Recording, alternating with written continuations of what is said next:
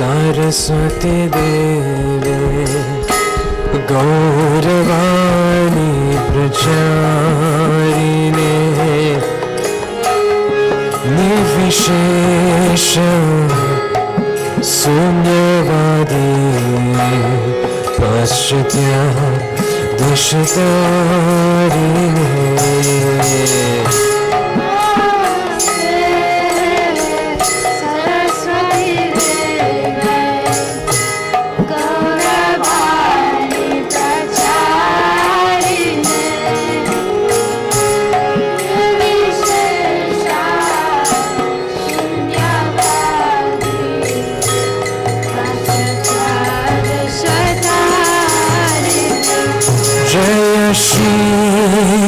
Krishna Chaitanya Prabhu Nityananda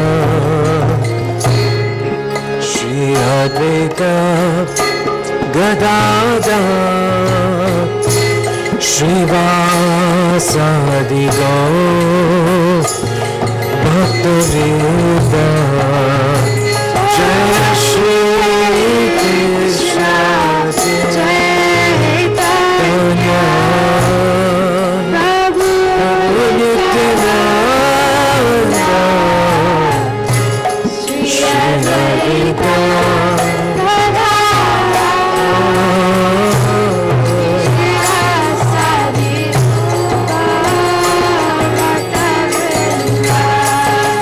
Jaya Shri Krishna Chaitanya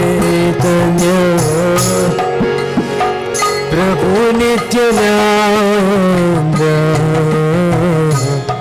Shri Advaita Gadadhar Srivasadi Gaur Bhakta-vrinda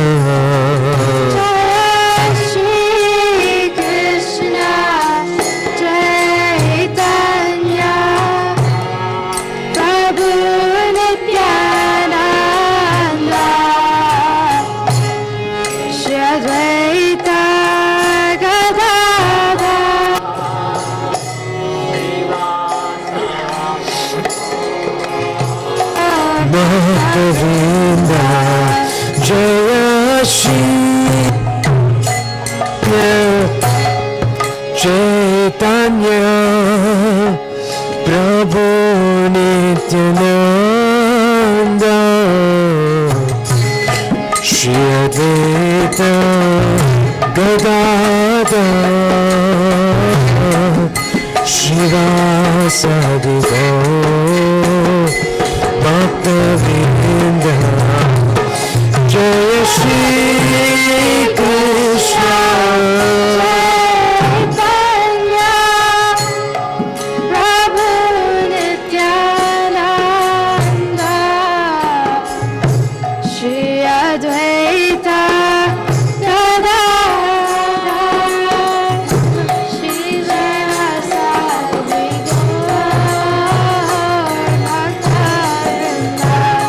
Jaya Shri Krishna Chaitanya Prabhu Nityananda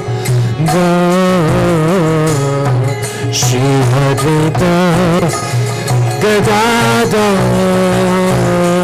Srivasadi Gaur Bhakta-vrinda Jaya Shri Krishna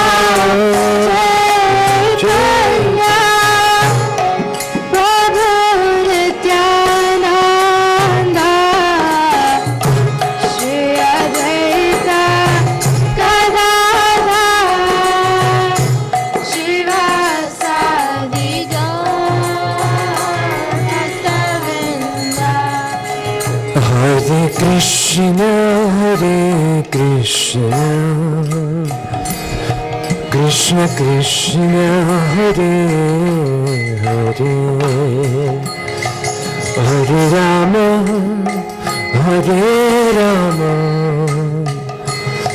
Rama Rama Hare Hare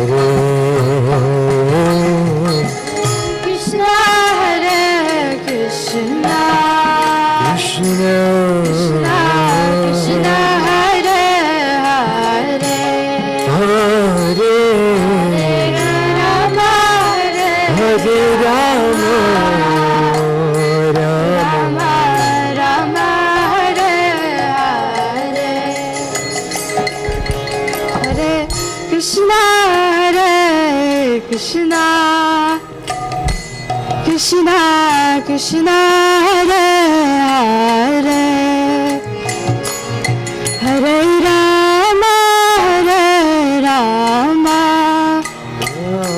Rama Rama, Hare Hare. Hare Rama, Hare Rama, Rama Rama, Hare Hare. Hare Krishna, Hare Krishna, Krishna Krishna, Hare Hare, Hare Rama, Hare Rama, Rama Rama, Hare Hare. Hare Krishna, Hare Krishna, Krishna Krishna, Hare Hare, Hare Rama, Hare Rama, Rama Rama, Hare Hare. Krishna, Hare Krishna, Krishna Krishna, Hare Hare, Hare Rama, Hare Rama, Rama Rama, Hare Hare. Hare Krishna, Hare Krishna, Krishna Krishna, Hare Hare, Hare Rama, Hare Rama, Rama Rama, Hare Hare.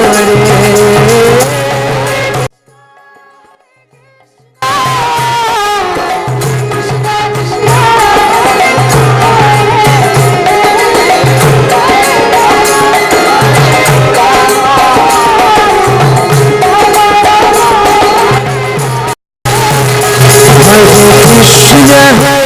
Krishna, Hare Krishna, Krishna Krishna, Hare Hare, Hare Rama, Hare Rama, Rama Hare.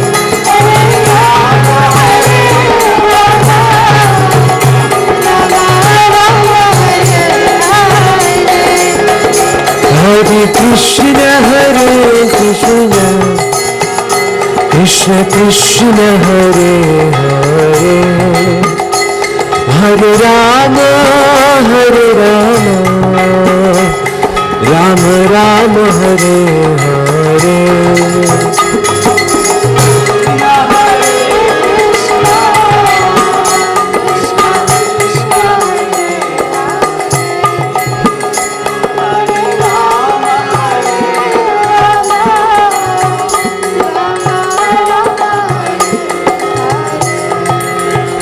Hare Krishna, Hare Krishna, Krishna Krishna, Hare Hare, Hare Rama, Hare Rama, Rama Rama, Hare Hare. Hare Krishna, Hare Krishna, Krishna Krishna, Hare Hare, Hare Rama, Hare Rama, Rama Rama, Hare Hare. Krishna, Hare Krishna, Krishna Krishna, Hare Hare,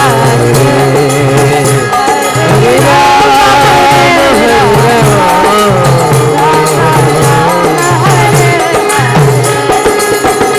Hare Krishna, Hare Krishna, Krishna Krishna, Hare Hare, Hare Rama, Hare Rama, Rama Rama, Hare Hare.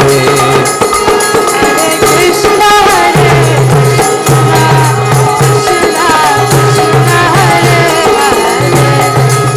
Hare Rama, Hare Rama, Rama Rama, Hare Hare. Hare Krishna, Hare Krishna, Krishna Krishna, Hare Hare, Hare Rama, Hare Rama, Rama Rama Hare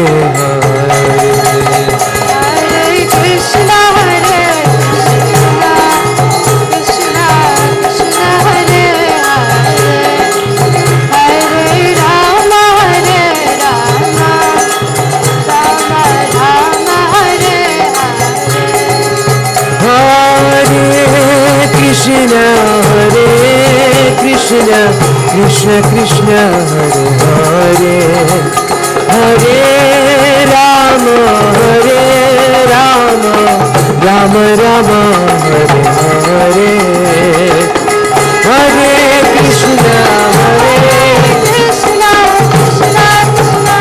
Hare Hare Rama Rama Rama Hare Hare Hare Krishna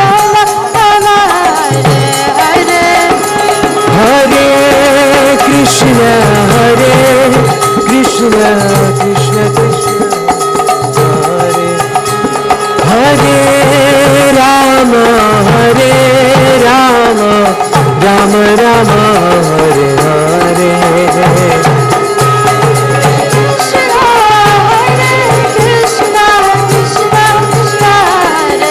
Hare Hare Rama Rama Rama Hare Hare Krishna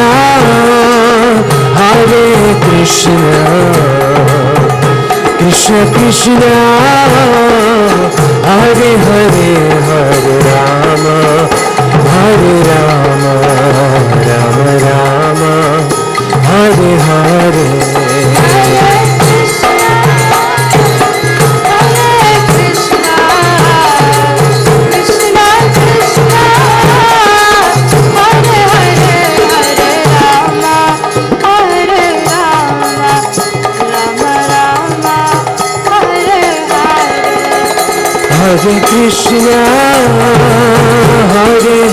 Krishna Krishna Krishna Hare Hare Hare Rama Rama Rama Hare Hare Krishna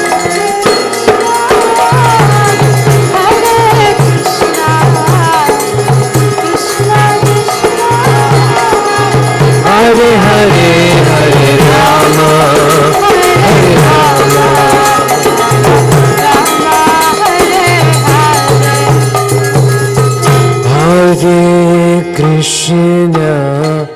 Hare Krishna Krishna Krishna Hare Hare Hare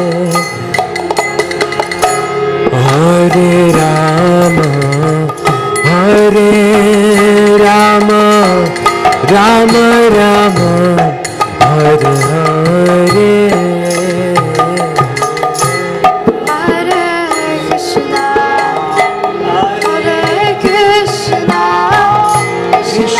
Krishna Hare Hare Hare Rama Hare Rama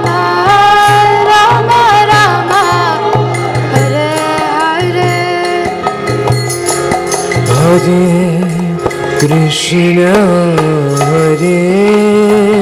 Krishna Krishna Krishna Hare Hare Hare Rama Rama Rama Hare Hare Hare Krishna Krishna Krishna Hare Hare Rama Rama Rama Hare Hare Hare Krishna Krishna Krishna Hare Hare Hare Rama Rama Rama Hare Hare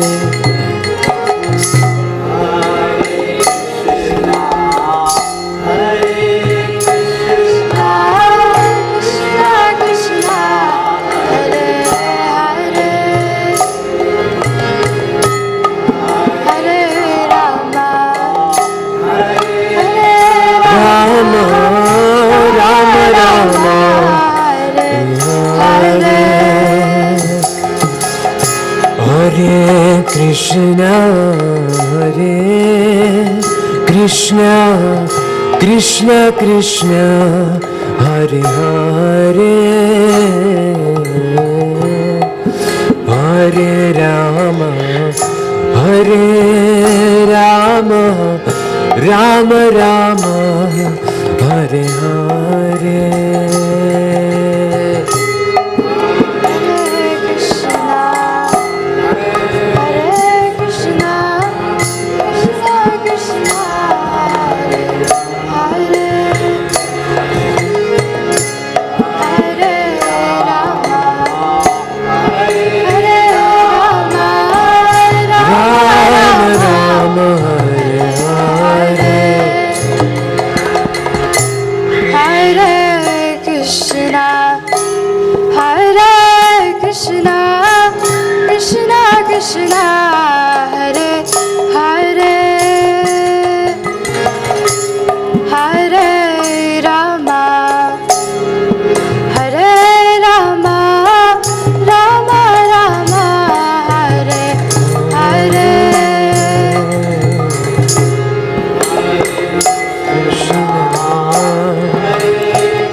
Krishna, Krishna, Krishna, Hare Hare, Hare Rama, Hare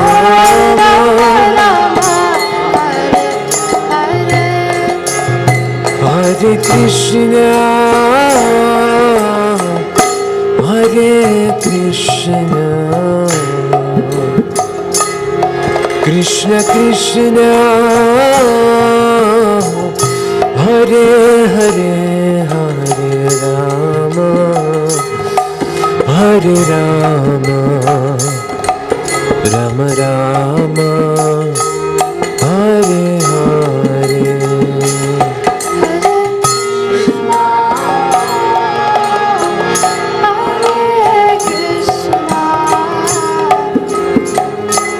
Krishna Krishna, Hare Hare, Hare Rama, Hare Rama, Rama, Hare Krishna, Hare Krishna, Krishna Krishna, Hare Hare, Hare Rama, Hare Rama, Rama Rama, Hare Hare.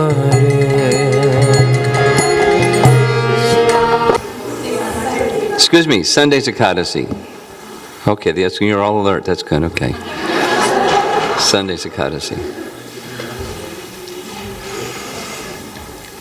So if you ate too much, you get to fast on Sunday.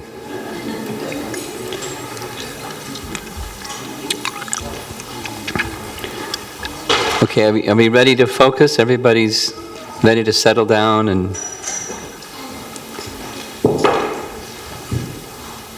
Okay.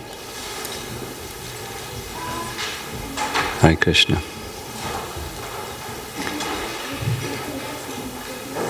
So this morning's session, what was our topic?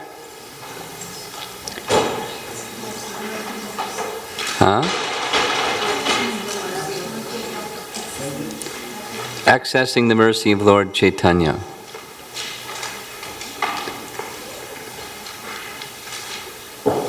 Accessing the mercy of Lord Chaitanya.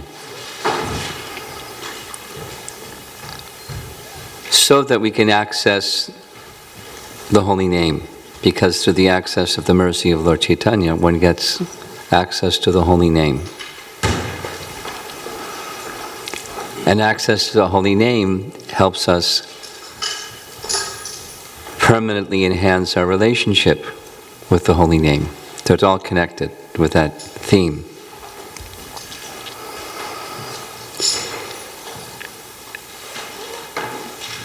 The primary way that we introduced that topic, accessing the mercy of Lord Chaitanya, was the song by Bhaktivinoda Thakur,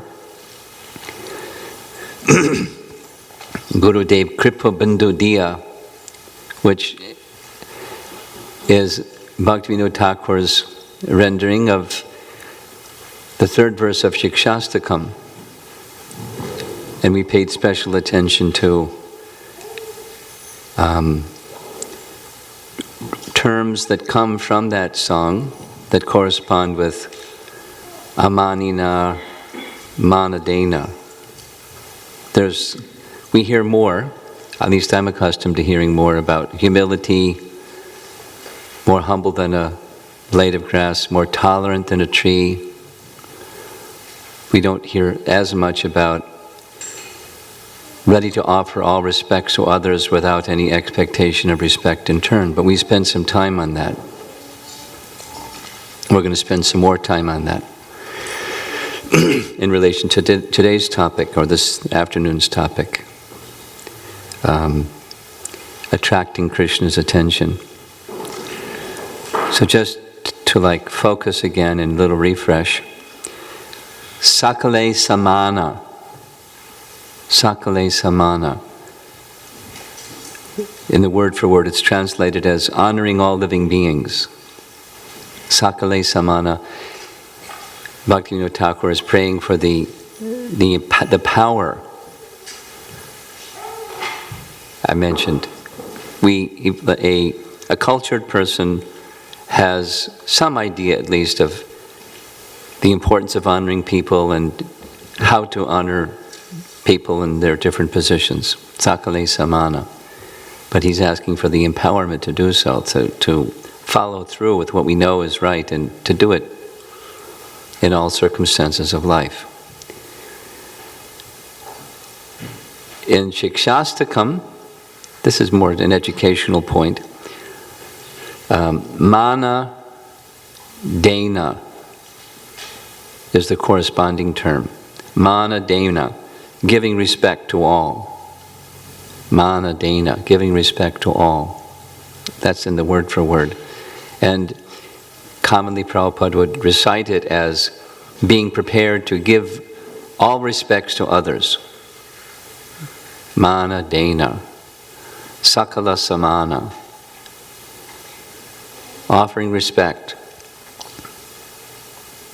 And the other term is not wishing to have respect for oneself. Nija mane spriha hina.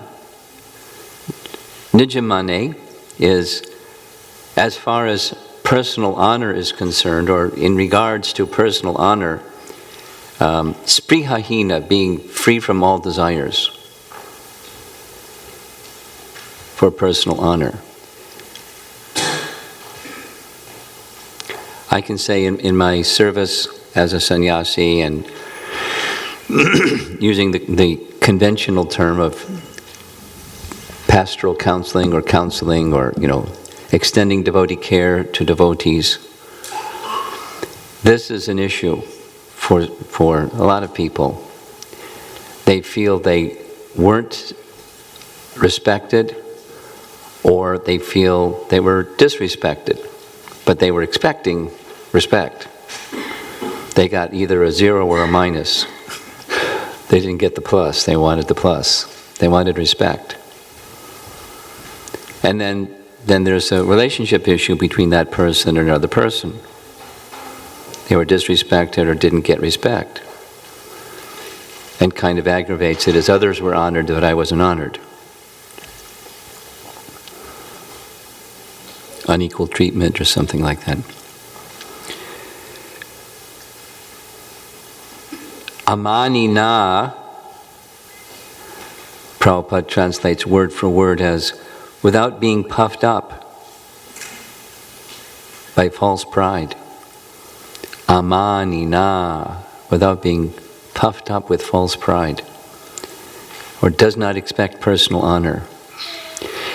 Now, the context of this, one more time, is these two plus the other two, so these four: humility, tolerance, willing to offer all respects to others, never expecting respect in return.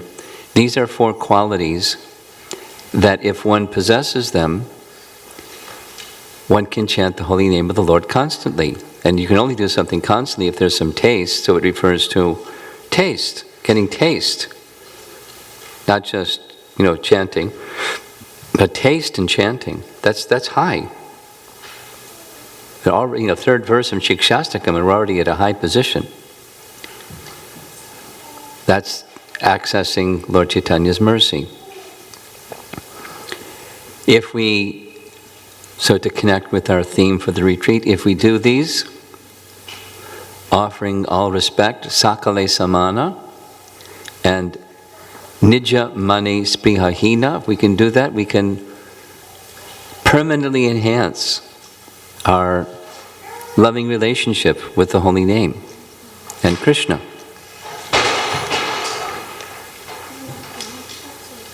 And according to the song, one can become, Bhaktivinoda Thakur writes, one can become free from offense. And that's Shuddhanam. We're at the stage when you're pronto, you're right at love of God, no offense. What's the flip side? Supposing we don't. Supposing we don't. Just go along chanting and don't make this effort. Don't call for Guru and Krishna's mercy, for that descending empowerment, the strength, the Shakti to do these two things and to, avoid the one thing and do the other thing. Well, we'll commit offenses and we'll go on chanting and commit offenses and not have a taste, and and then all of the other corollary things that happen with that. We whine and complain, and we find fault with others. The reason is, he's like this and she's like that, and it's not me, it's them. And we become captured in Maya, in envy and the fault finding. I happen to notice it's a pretty full little basket over here. Our complaints about other people. I'm glad you took it seriously and, wrote them down and leave them there.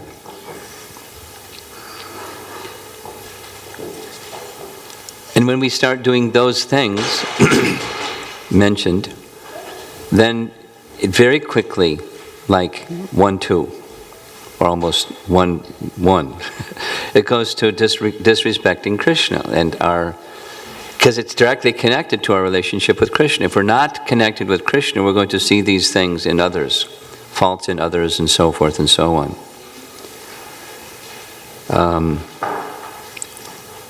And that means, as conditioned souls, until we're at that stage of Shuddha Bhakti, chanting Shuddha Nam, these things are in our hearts. The desire for respect and not being prepared to offer respect to everyone. Because that's the translation. Giving respect to all, manadena. Honoring all living beings. Sakala samana. So it's inside. And we don't want it to be inside. If we want to go closer in our relationship with Krishna, we want it to be cleansed. So humility, the same sequence. It's there. And the necessity for mercy. Kripa bindu diya. Necessity for mercy. And then surrender to Krishna.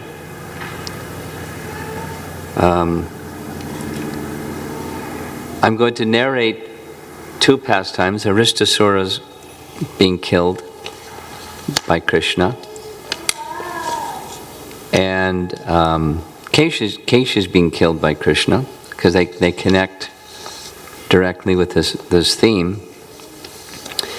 The Keshi demon represents the desire for respect. And when one is desiring respect, whether one is qualified or not, one positions oneself as if I'm superior, therefore you should respect me. And those that are superior, well, I feel envious towards those that are superior. And therefore my business is to point out their shortcomings, rather than see their volumes and volumes and volumes of service and their eagerness to try to serve Krishna. I see their shortcomings. It's like that letter that one lady wrote to Srila Prabhupada saying, Swamiji, you've done great work all over the world, you're spreading Krishna consciousness, and it's just miraculous what you're doing. But some of your members, they don't represent you well, and they're giving ISKCON a bad name. They're giving you a bad name because of their conduct. So Prabhupada wrote back, thank you very much, you're very kind, it's all the mercy of my spiritual master.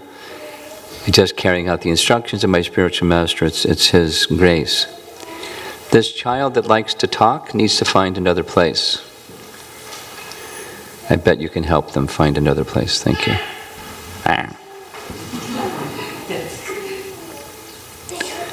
See you later.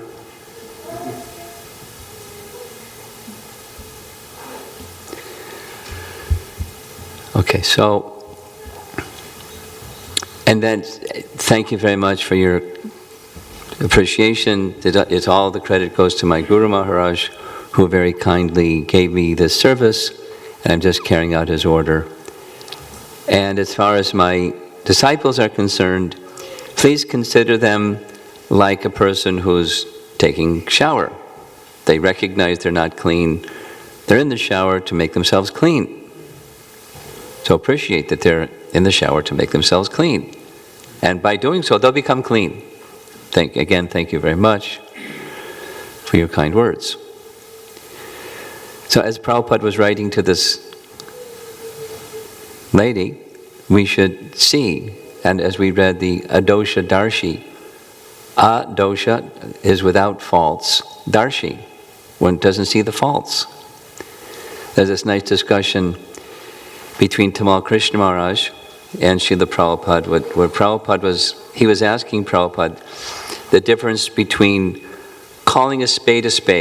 You've heard that term? Not heard that term? Calling a spade. You know, you tell it like it is. You be American, you know, or a New Yorker, just like in your face. Call a spade. You're a nonsense, you know. Call a spade. Harivilas likes that phrase. You're a nonsense. And fault finding and criticizing. What's the difference between the three of them? And so Prabhupada replied to the calling a spade first. He said, for example, he said something like, I'd like to look it up. You're more important than a fig. Like that, it's just fact. What's the other two? It's, you know, the position of the spiritual master to the disciple, they say something like that that's just so blunt. You think that you're very important, but you're not so important. That's just a fact. You're a tiny, insignificant living entity. That's just a fact. And it's a fact. That's we're a tiny, insignificant living entity.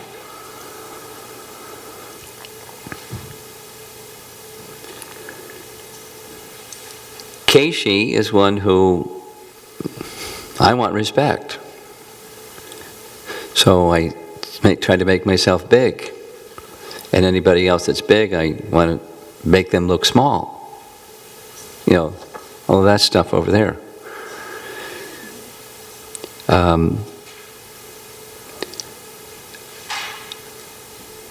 Some scriptural references, in addition to the pastime that I'm going to narrate.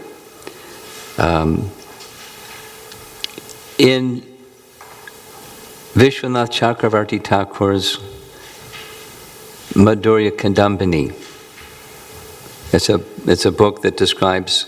Did I teach that here in Yes? Yes? In Seattle, one Thanksgiving. So, it describes the 9 stages of bhakti. And I believe it's chapter 3. It's describing the stage of anartha nivritti. Anartha nivritti, the eradication of impurities. And in that chapter it discusses the best means for eradication of impurities is chanting. And there's offenses again, or there's stages in chanting. There's offenses and then there's stages in offenses against chanting. In any case, unsteadiness in bhakti, anishtata bhakti, can be caused by being, one of the final ones is being a little successful in spiritual life. And then I try to, the tendency, the fruitive tendency to be the enjoyer of that little success. Labha, puja, and pratishtha are the Sanskrit terms. One covets, I desire, I get happiness from obtaining respect and worship and position. Pratishtha. I'm a sannyasi. I'm a temple president. I'm da-da-da-da. And even if it's like, I'm the chief pot washer or something. Some respect. Because I'm now a little successful in my spiritual life. And that's a cause of unsteadiness in bhakti. It's a contamination that covers pure bhakti. Or, in another place when he's describing unsteady bhakti, Taranga Rangani is the final. And it's where, similarly, Ranga means wave, like Ranganath. He's the Lord of the waves. He's riding on the Milk Ocean, on Anantashesha. And he's the Lord of the waves. He's Ranganath. And Rangini is diminutive, small waves. And Taranga is riding the small waves. Taranga Rangani. A little success and I'm, surf's up and I'm trying to be the enjoyer of my little success. It's a cause of unsteadiness. It's a type of contamination. So Keshi is that contamination.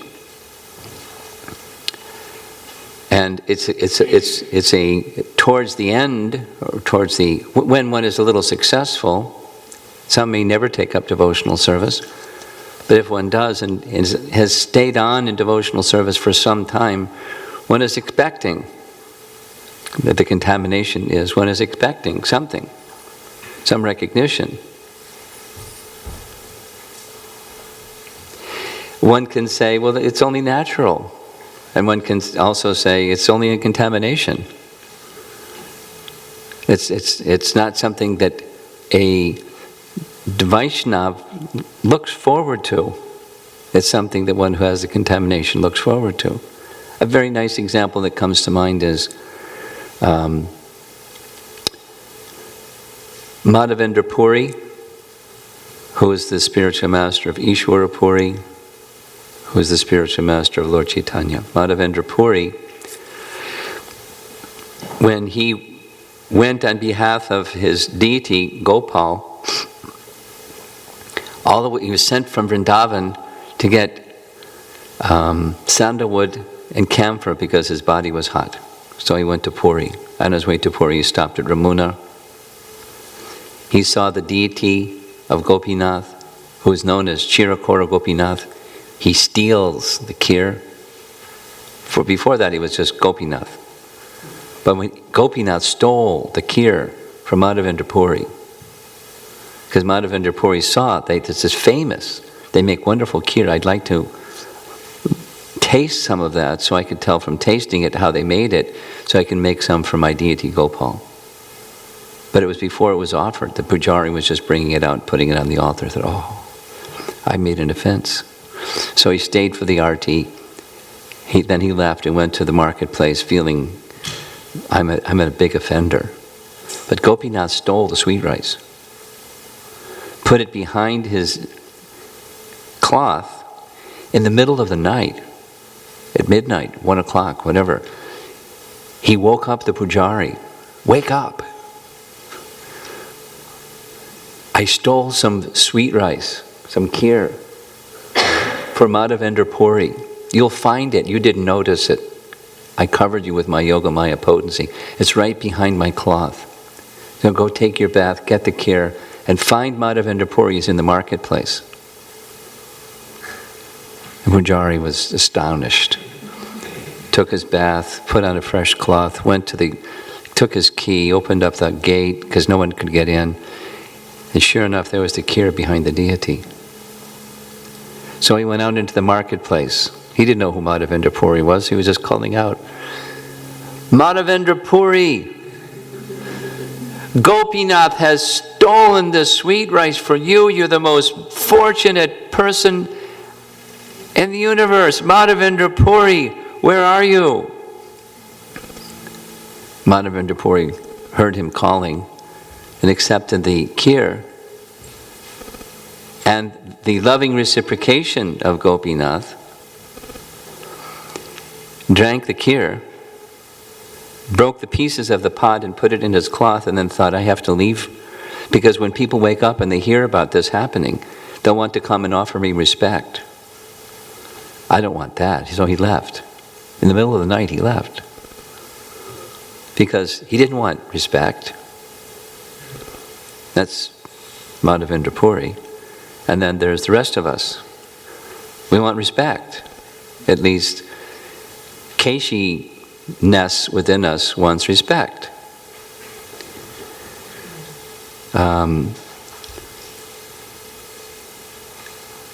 Daksha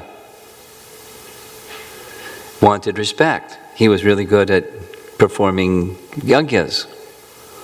But then he had this brother-in-law, Lord Shiva, that was respected more than him. And he didn't do yajnas. And he was a yajna fan, so he thought, this isn't right. So he disrespected him.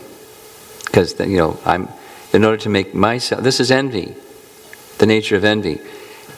Somebody's greater than me, so to make them look less than me, I have to pull them down. Vilification of a Vaishnava. And that's offense, because of the contamination of wanting respect. And then pride comes in the heart when one wants respect, some little something, whatever that little something is. Prabhupada taught even a pauper is proud of his penny. Told the whole story about it. So even somebody that has nothing is proud of that, whatever that something is that's really nothing, negligible. It's the nature of material contamination, and once again, that contamination is within our heart. Pride goeth before the fall. You've heard that phrase? Pride goeth before the fall. Before somebody falls, there's pride. Before there's pride, they wish to have respect. So, in chapter 18, that's the very last chapter of Bhagavad Gita, Krishe Vachanam Tava, just like we heard this morning. Arjuna had come to the position of completely accepting what Krishna had said. But at the very beginning of that same chapter, he addresses Krishna by the name, first verse of chapter 18, Keshi Nusudana. O killer of the Keshi demon. This tendency to, now that I've received your mercy and your instructions, now I'm going to get proud. Like Sudama, the Brahmin, when he left Krishna's palace in Dwarka, he was thinking, Krishna's very kind. He didn't even ask me why I came to see him. Although he knew, he didn't ask me. Because if he asked me, I'm a Brahmin, I'd have to tell him, and I would have told him that I came to get something from you. And then Krishna would have given that something, and then I would have become proud. Oh, I'm very special. Krishna's given me something. So Krishna didn't even ask me. Krishna's so kind.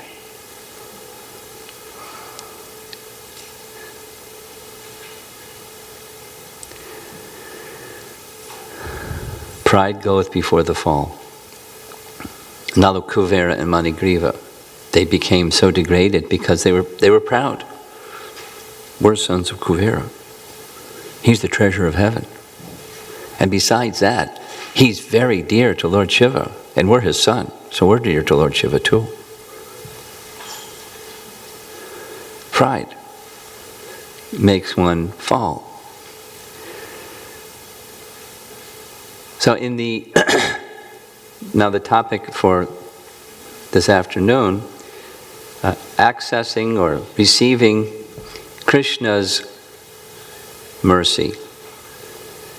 So these two demons, Arishtasura and Keshi, we're going to hear something more about them. Arishtasura represents the presentation of one who's not connected to Krishna, but presents himself as a religious person. You know, man-made religions. There's lots of them. As opposed to the Dharmam hi sakshat bhagavat pranitam kind. It's just somebody makes up something. There's lots of them. In India, in America, all around the world, there's so many.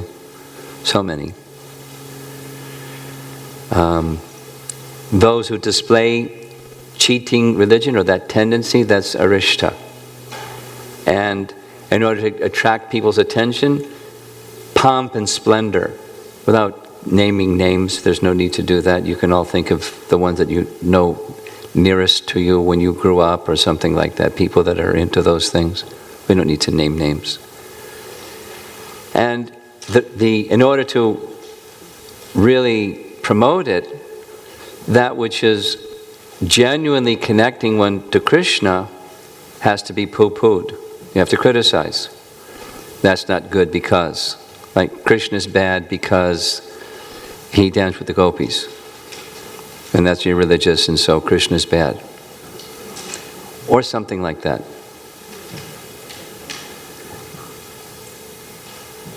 There was once an article in a newspaper, I think it was Australian, they brought the newspaper article and said, probably this is very bad press for ISKCON. They said, Krishna's bad. And Prabhupada started reading the article. Just see, 26 times they've said Krishna's name. This is very good. Because they're demons, they're saying, like Shishupal, Krishna's bad. But that's good for Shishupal because he got purified by saying Krishna's name. We should act in such a way we're above criticism, at the same time knowing there will be a person that will criticize. What does Krishna say in Bhagavad Gita in chapter 18, the last instruction? Sarva dharmam parityaja mamekam sharanam braja aham tvam sarva papebhyo mokshayashami ma suchaha. So, Krishna, not the International Society for God Consciousness, but Krishna consciousness. Kind of one of those pizza and pakoras things, you know, the conservative and liberal things these days is when reaching out to different communities of people that if we just say Krishna, they may back off. So we don't say Krishna, we say something else. You know, the Supreme.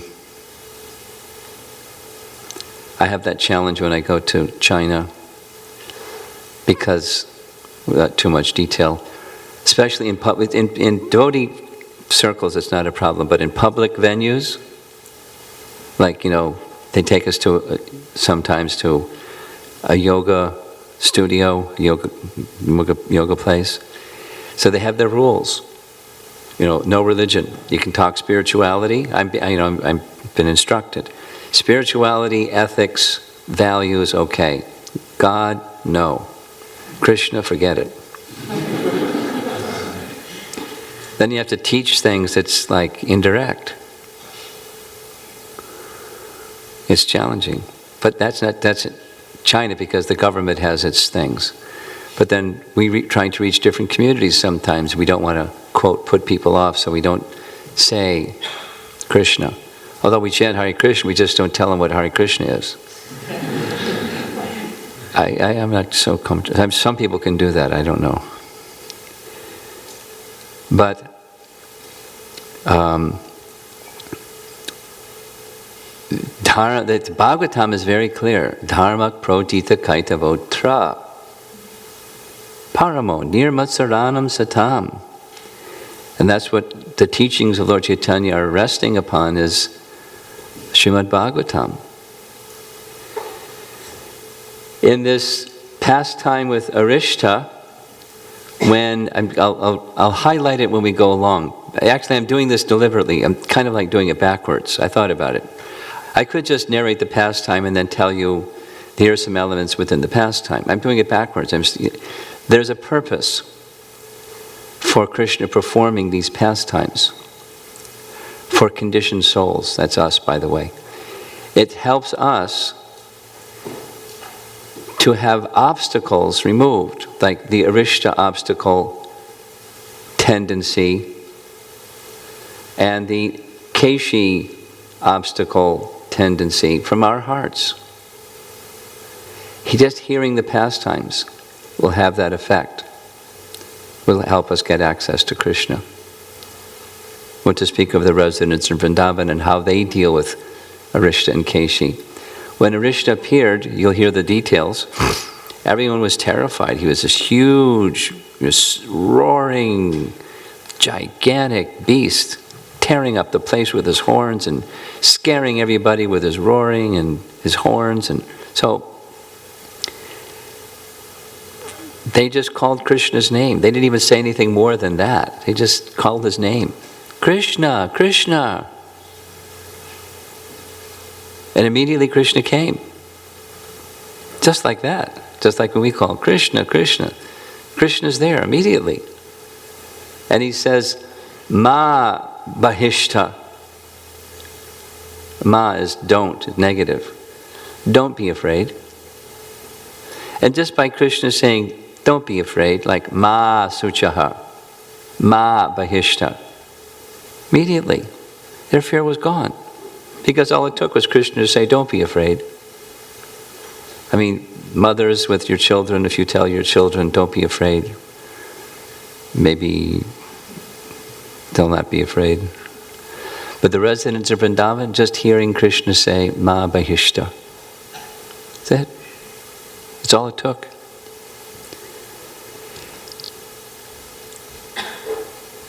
By calling, so Krishna, the relationship with Krishna, this is getting back to the theme of the retreat. The relationship with Krishna is not different than our relationship with the holy name. So when we're chanting, sometimes we may feel something like this, that Krishna is not there, or something like that. But of course Krishna is there, because he's not different than his name. It's not that Krishna is not there, we're not there. We're just being mechanical chanters rather than calling Krishna to take shelter of his loving service.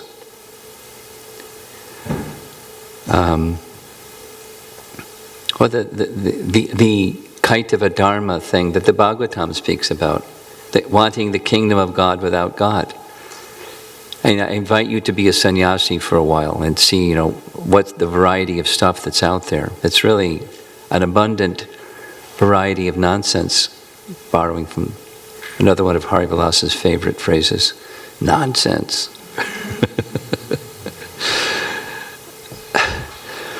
The spiritual marketplace is filled with nonsense.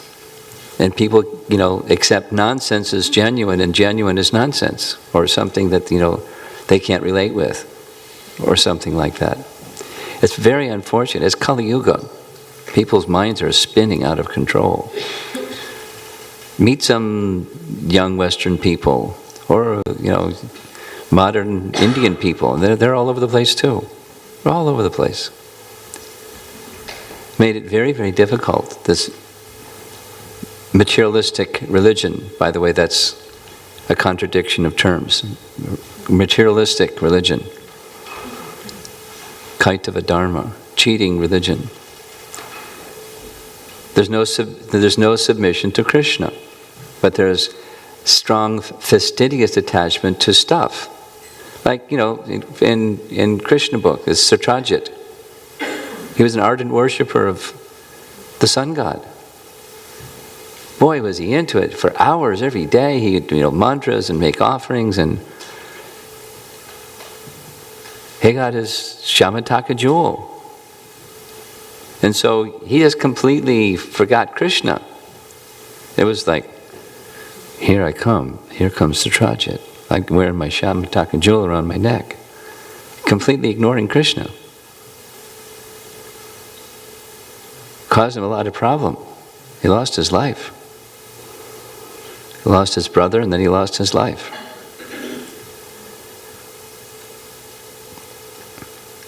And after Arishta was killed by Krishna, we're going to hear about Kamsa. And the plan making of Kamsa. I'm mentioning this ahead of time, so when you're hearing the narration, you'll get it. I could maybe repeat some of it afterwards, but I don't think we're going to have time. So let's just start like this. Can we do the lights in this end of the room? Somebody that knows how to do that?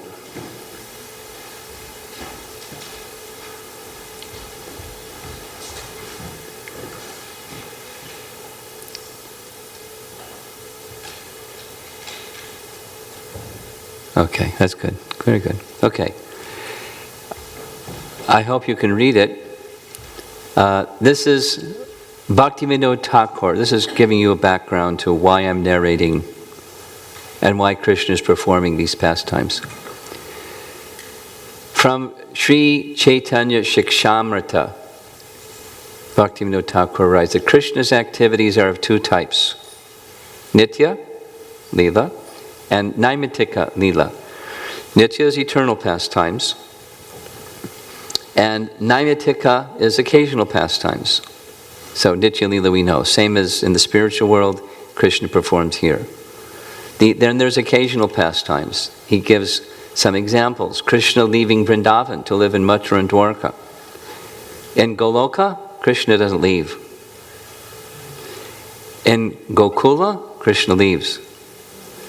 Or his killing of demons. In Goloka, there's no demons. In Gokula, there's demons.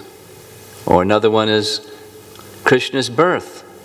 In Goloka, there's no birth pastime. In Gokula, there's a birth pastime. It's because we have sensibility. What's the question of Krishna, running around being the son of Nanda and Jasoda if he's not born? It wouldn't work. So there's a Leela where he's born. And it's a very deep subject. If we had another hour, I would go into it. But it happens in the spiritual world seemingly. There's a bhava. Mother Jasoda thinks Krishna was born as my son. It's a bhava. It's not a Leela, it's a bhava. It's a mood. Krishna is my son. There's a bhava that there's demons, although there's no demons. In one literature, I forget which one, it describes like this as an example. Suddenly in Goloka, someone, an unknown, no one has seen this someone before, comes running through Vrindavan and calls out, "Aristasura is coming, watch out! Run for it, here comes Aristasura." There's no Aristasura. The person just disappears as mysteriously as they appeared. But everyone thinks, "Oh, Aristasura is coming, Krishna, please help." It's a bhava, not a Leela. Here there's a Leela. And the Leela,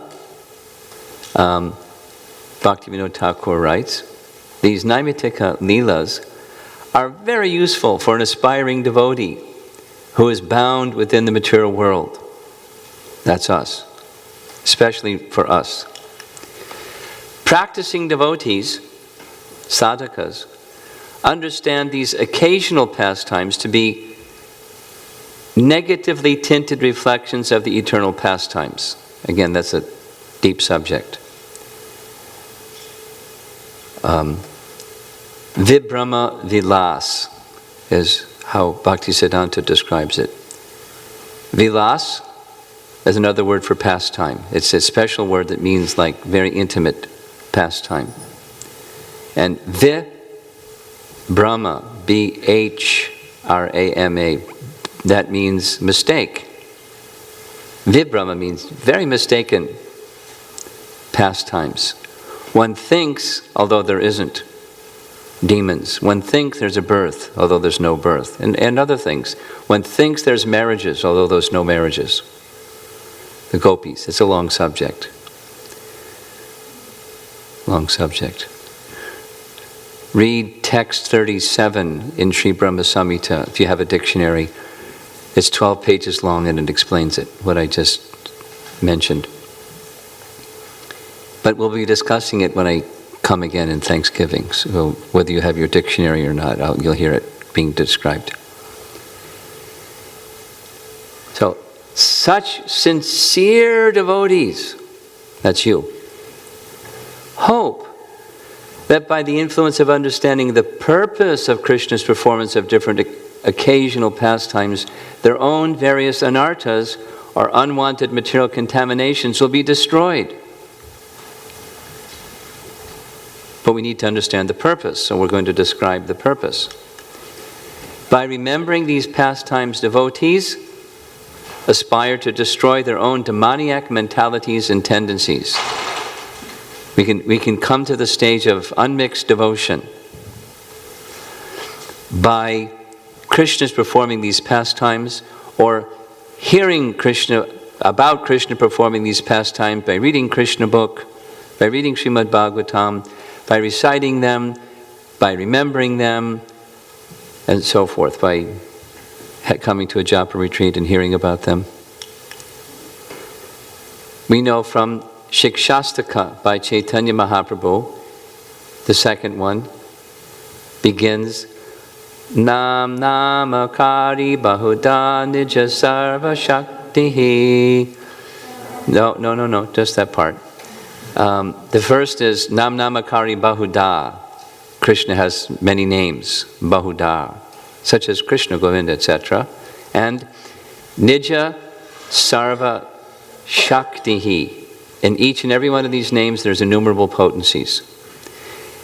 Now, each of the names of Krishna has specific potencies, just like chapter 1 Bhagavad Gita. Those of you that have read chapter 1, you know sometimes Arjuna addresses Krishna as Rishikesh, or Janardana, or Madhusudana.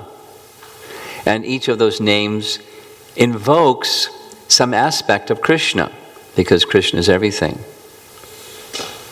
So as in each of the names, like this chapter 18, first verse, Keshi Nusudana, these pastimes also have potencies. And by hearing the pastimes, it's invoking those potencies, the aspect of Krishna, which helps overcome some impurities within us. He performs the pastime for us. And so we're narrating them.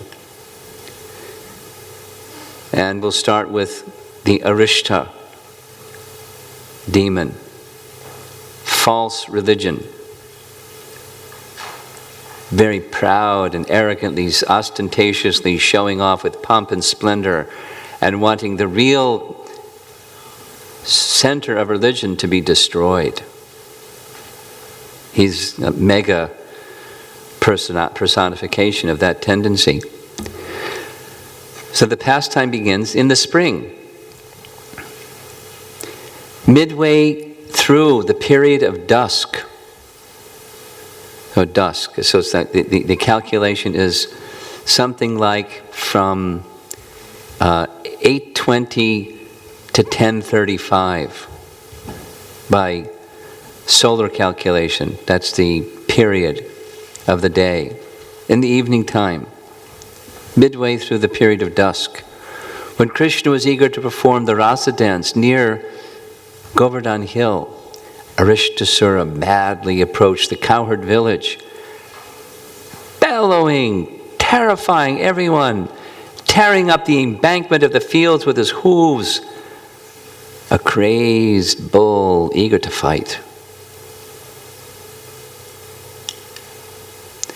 The demon Arishta, sent by Kamsa, came to the cowherd village.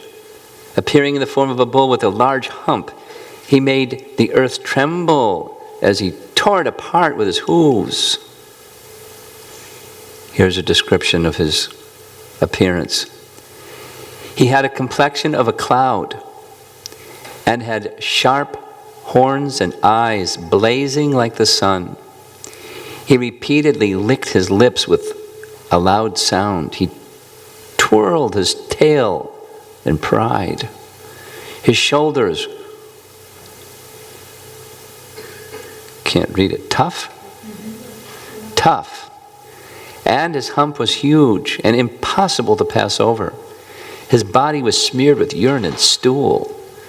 He caused panic in the cows. Skin hung from his throat.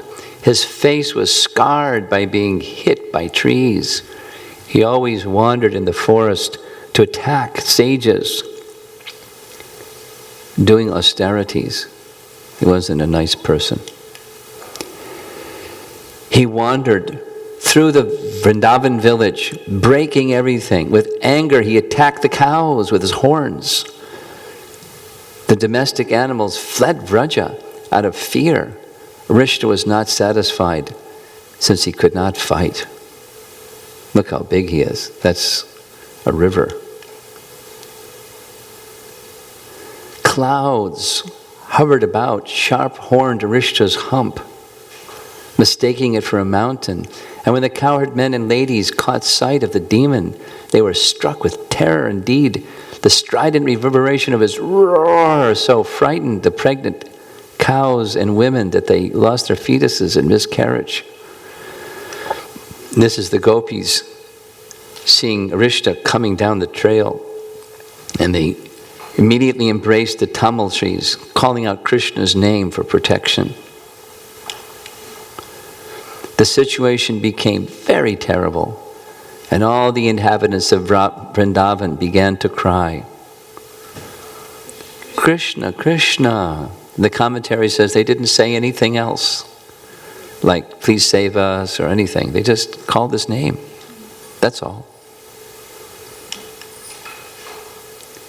When the Supreme Lord saw the cowherd community distraught and fleeing in fear, he calmed them, saying, what did he say? Ma Barishta. Don't be afraid. Then he called out to the bull demon as follows, you fool! What do you think you're doing, you wicked rascal, frightening the cowherd community and their animals when I am here just to punish corrupt miscreants like you?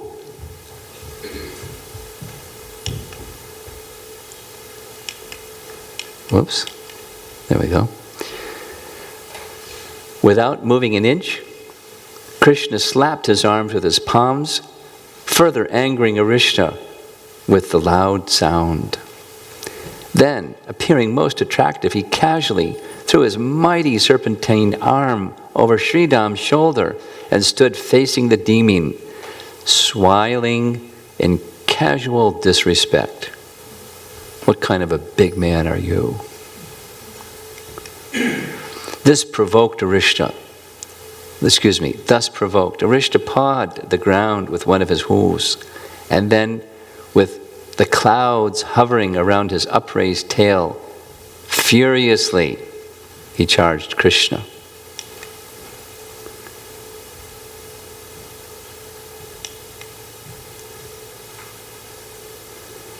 Pointing the tips of his horns straight ahead and glaring menacingly at Lord Krishna from the corners of his bloodshot eyes, Arishta rushed toward him at full speed like a thunderbolt hurled by Indra.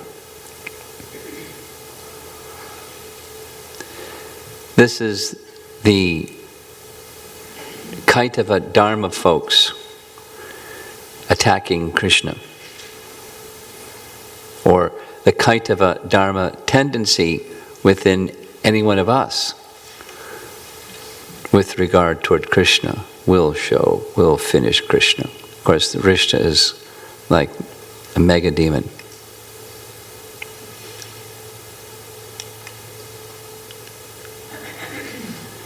The Supreme Lord Krishna seized Arishta by the horns and threw him back 18 steps, just as an elephant might do when fighting a rival elephant.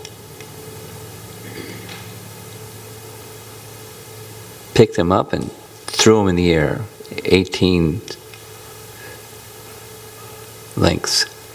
Although the demon was perspiring and appeared very tired, he took courage and got up. Again, he charged Krishna with great force and anger. Repulsed by the Supreme Lord, the bull demon got up and, breathing hard and sweating all over his body, charged him in a mindless rage. While rushing towards Krishna, he breathed very heavily. You can see the air coming out of his nostrils. Whoops. One more. Krishna again caught his horns and immediately threw him to the ground. Then he uprooted his left horn and beat his head with it, as if the horn were Yamaraja's staff. As Arishta attacked, Lord Krishna seized him by the horns and knocked him to the ground with his foot. Being thus kicked by Krishna, Arishta rolled onto his back and began to move his legs violently. The Lord then thrashed him as if he were a wet cloth. Finally, he yanked out one of the demon's horns and struck him with it until he left his demon body. Vomiting blood and profusely excreting stool and urine, kicking his legs and rolling his eyes about, Arishta thus went painfully to the abode of death. The demigods honored Lord Krishna by scattering flowers upon him.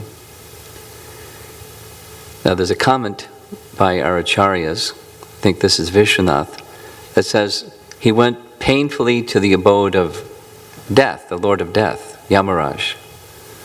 But he comments that actually in the second canto, it says,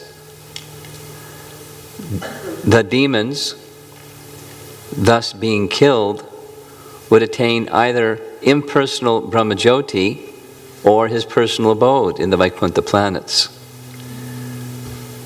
So because Krishna killed Arishta, he was liberated.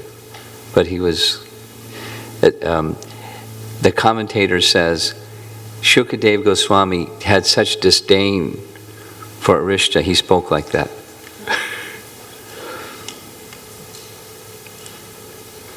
Here's Arishta charging, here's Arishta getting smashed.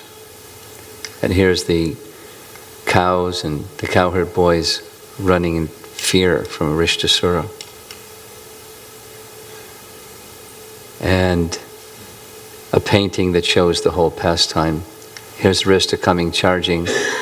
Krishna grabs him by the horn. Krishna breaks the horn off, and Krishna starts smashing him with his own horns.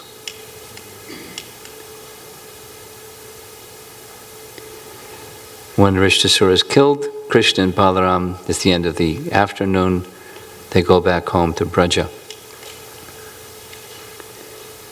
Krishna was already the life and soul of the inhabitants of Vrindavan. And after killing this demon in the shape of a bull, he became the cynosure of all eyes. Krishna's back now in Braja. So there's a section that I'm not going to cover.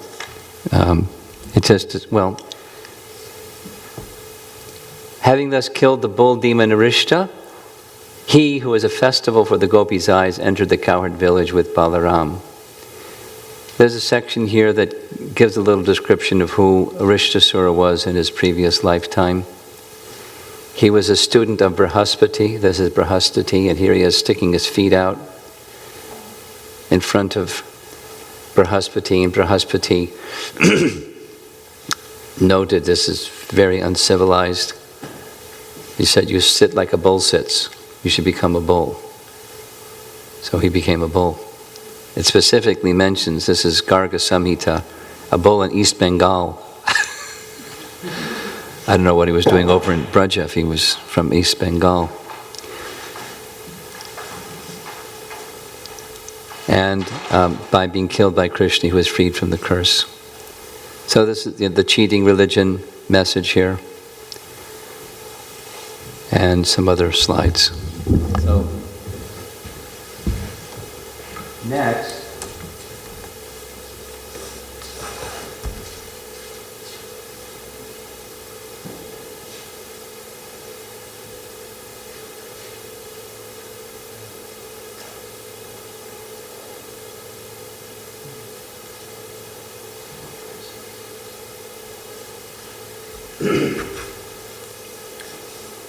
The Keshidim.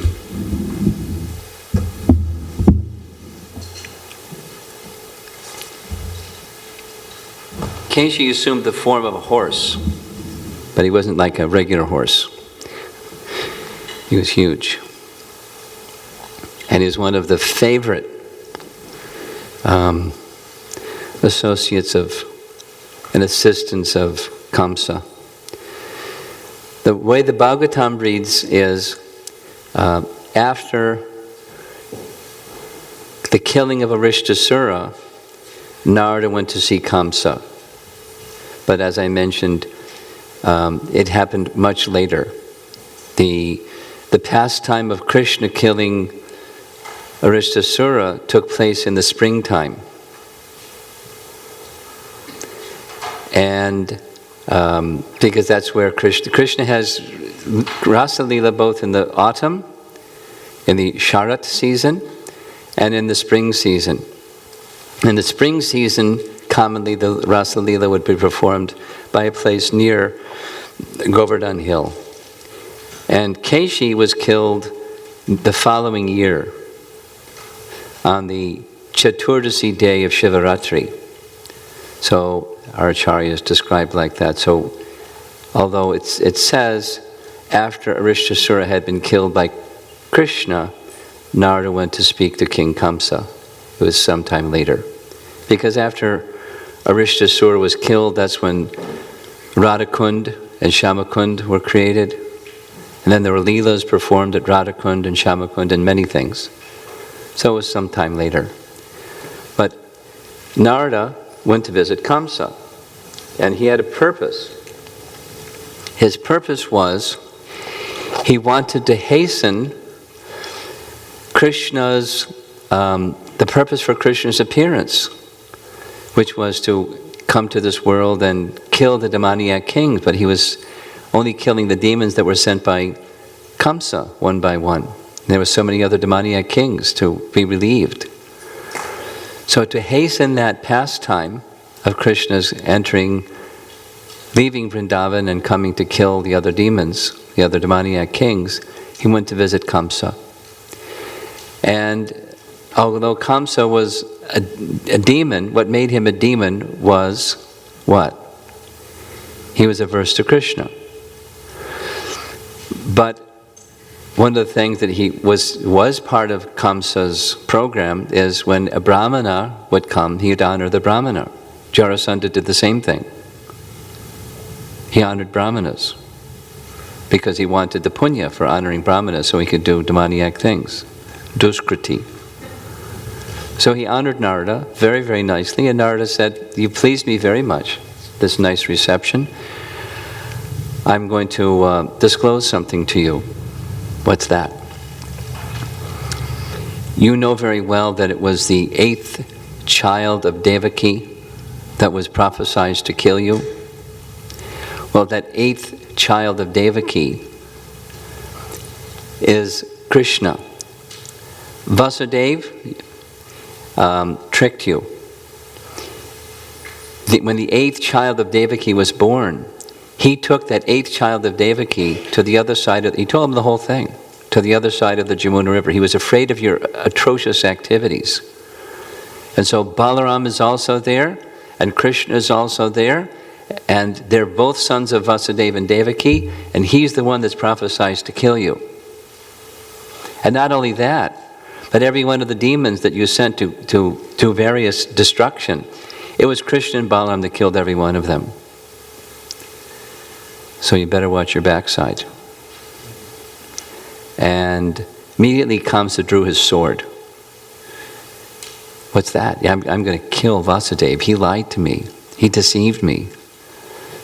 I thought he was honest. He brought every one of his children, but he's dishonest. The 8th child of Devaki is the one that was going to kill me, and he didn't disclose that. And Narada said, but it's, you put your sword away. There's no need for you to kill Vasudeva. He's not going to harm you. It's the 8th child of Devaki. That's what you should do. You should make an arrangement to kill Krishna and Balaram.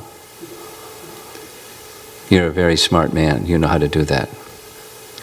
See you later, Kamsa. So Kamsa immediately called for his best associate, Keshi, and one other demon to go together and try to kill Krishna and Balaram. And then he also, this is Narada going to visit Kamsa, and then Kamsa arranging for his various ministers. Now this is the plan making of Kamsa. First we see Chanura and Mushtika, that's these two guys here, to arrange for a wrestling match. And this is Kuvalyapita, his elephant, and some of his other buddies over here. And here's Keshi going off to take care of kill Krishna. And here's Kamsa instructing others, how to make arrangements to destroy Krishna. So he's beginning his, this is his discussing with Akrura. Kamsa discussing with Akrura for Akrura to go and bring Krishna. I just want to read how Kamsa's mind works, in case you were interested.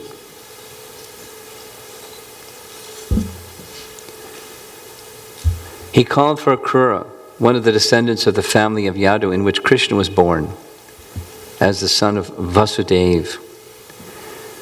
When Akrura came to see Kamsa, Kamsa very politely shook his hand and said, "My dear Akrura, actually I have no better friend than you in the Bhoja and Yadu dynasties. You are the most munificent person," it's called flattery. "So, as a friend, I'm begging charity from you.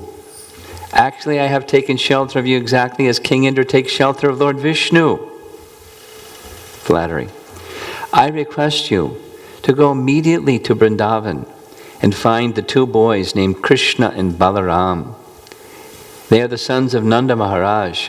Take this nice chariot, especially prepared for the boys, and bring them here immediately. This is my request to you. Now, my plan is to kill these 2 boys. As soon as they come in the gate, there'll be a giant elephant named Kuvalyapita awaiting them, and possibly he'll be able to kill them. But if somehow or other they escape, they will next meet the wrestlers and will be killed by them. That is my plan. And after killing these 2 boys, I shall kill Vasudeva and Nanda, who are the supporters of the Vrishni and Bhoja dynasties. I shall also kill my father, Ugrasena, and his brother, Devaka, because they are actually my enemies and are hindrances to my diplomacy and politics. Thus I shall get rid of all my enemies." Recognize this from Bhagavad Gita? Divine and demoniac nature. Ishvaro hum bhogi. Jarasandha is my father-in-law, and I have a great monkey friend named Dvidvita. With their help, it will be easy to kill all the kings on the surface of the earth who support the demigods. This is my plan. In this way, I shall be free from all opposition, and it will be very pleasant to rule the world without obstruction. You may know also that Shambhara, Nalakasura, and Banasura are my intimate friends. And when I begin this war against the kings who support the demigods, they will help me considerably. Surely I'll be rid of all my enemies. Please go immediately to Vrindavan and encourage the boys to come here to see the beautiful beauty of Mathura and take pleasure in the wrestling competition.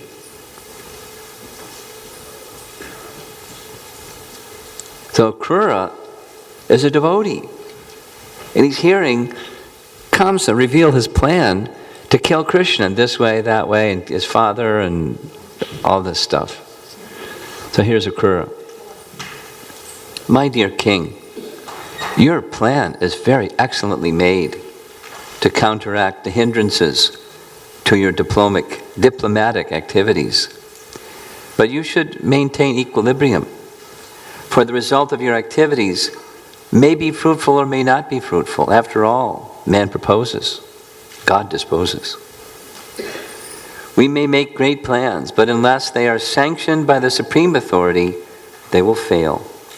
Everyone in this material world knows that the supernatural power is the ultimate disposer of everything.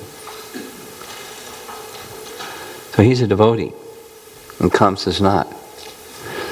So Kamsa has this excellent plan, and as soon as given the instruction by Kamsa to go kill Krishna, Keshi assumed this giant form, great horse, running at the speed of the mind. He tore up the earth with his hooves. The hairs of his mane scattered the clouds. That's how big he was. And the demigods' airplanes throughout the sky. That's how his name means. Keshi. Like Kesha means hair, and Keshi means one who possesses hairs. Big ones. He terrified everyone present with his loud neighing. That's the sound that horses make.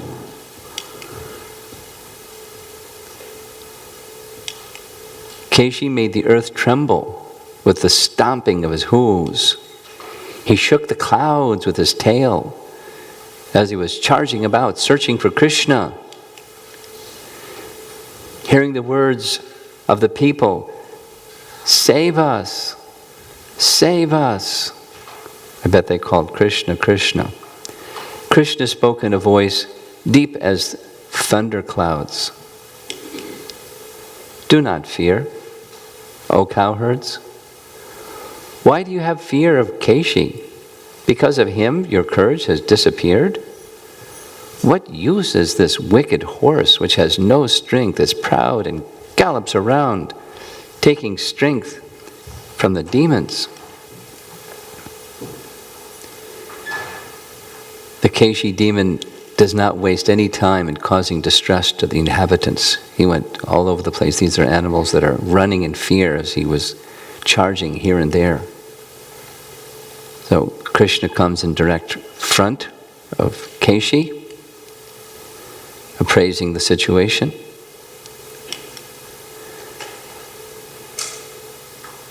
The residents of Vrindavan thought that Krishna was an ordinary person, like them. So they were thinking of his safety. This is from Harivangsha.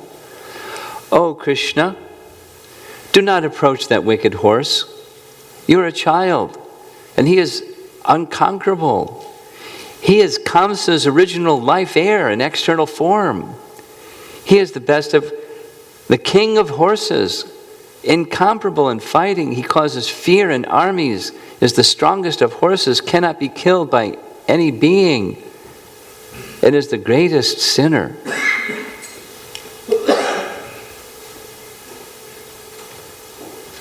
So apparently there are different forms of Keshi during different pastimes of Krishna.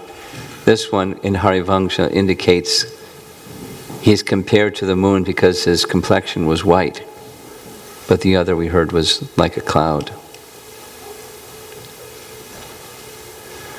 When the Supreme Personality of Godhead saw the demon was frightening his village of Gokula by neighing terribly and shaking the clouds with his tail, the Lord came forward to meet him. Keshi was searching for Krishna to fight. So when the Lord stood before him, challenging him to approach, the horse responded, roaring like a lion.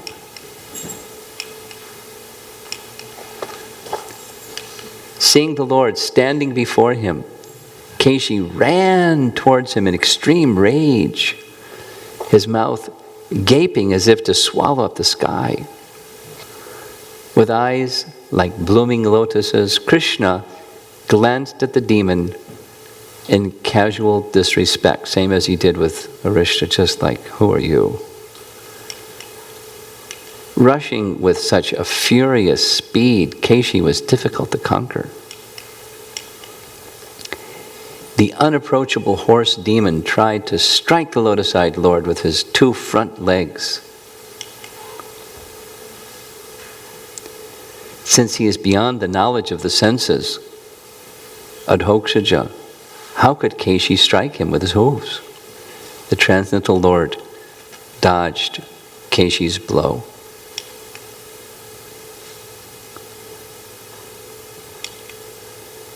When Keshi kicked with his hind legs, Krishna again dodged him. Angry because the demon had spread fear in Vraja, Krishna seized Keshi's extended hind legs with his hands, whirled him around in the air, and contemptuously threw him 600 feet away. Astonishingly, Krishna did all this while standing in one place, landing with a crash. Keshi fainted.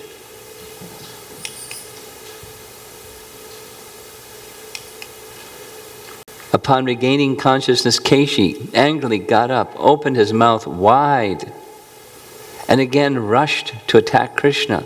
Krishna just laughed, showed his left thumb and said, "Do you want something to eat?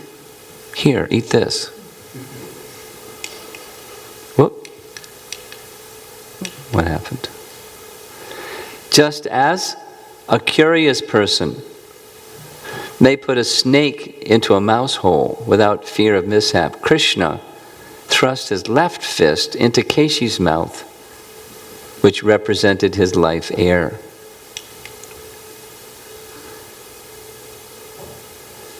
Though his teeth were hard as thunderbolts and huge, Keshi's teeth immediately fell out, separated from their roots when they touched the Supreme Lord's arm, which to the demon felt as hot as molten iron.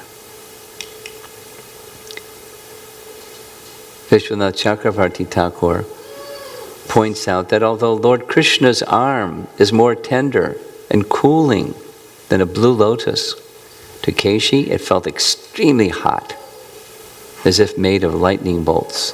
Here's some of the coward boys trying to help Krishna, as if Krishna needed help. The hand and arm of the Lord expanded within Keshi's whole mouth very quickly, unseen by others. As his fist expanded, the path of air within Keshi's body was completely blocked.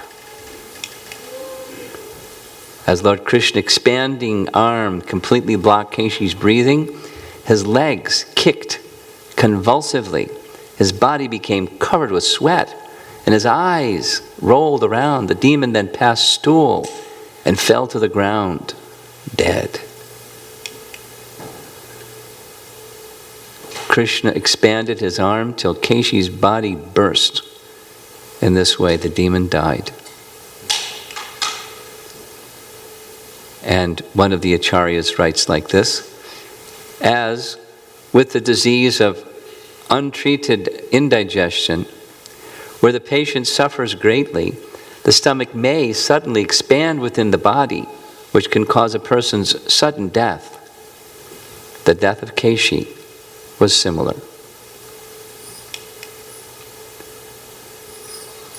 Upon the death of Keshi, the mighty-armed Krishna withdrew his arm from Keshi's body, which now appeared like a long karka tika fruit. In case you don't know what one of those are. The Vishnu Purana describes it this way. Keshi's body was split into two parts, each part with 2 feet, half a back, half a tail, 1 ear, 1 eye, and 1 nostril. Like Jarasandha got ripped in half.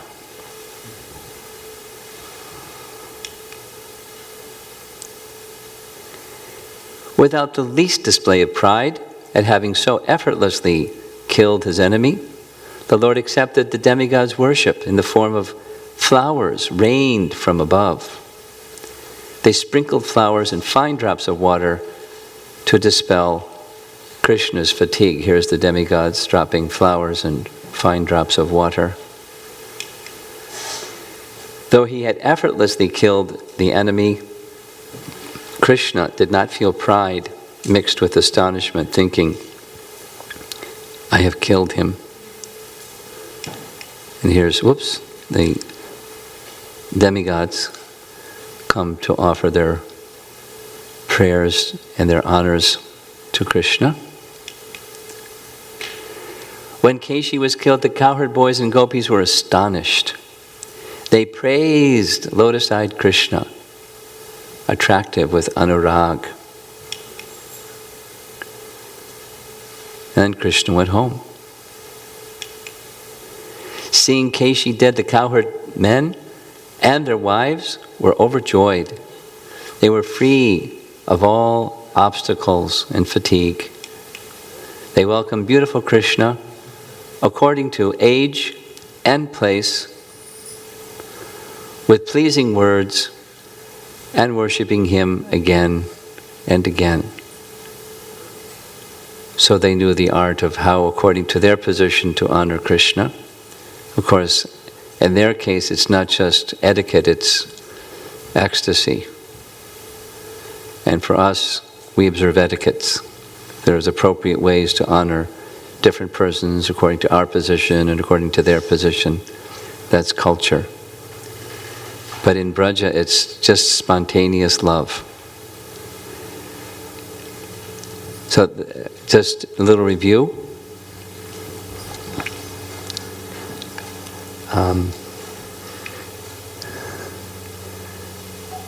To come to the position of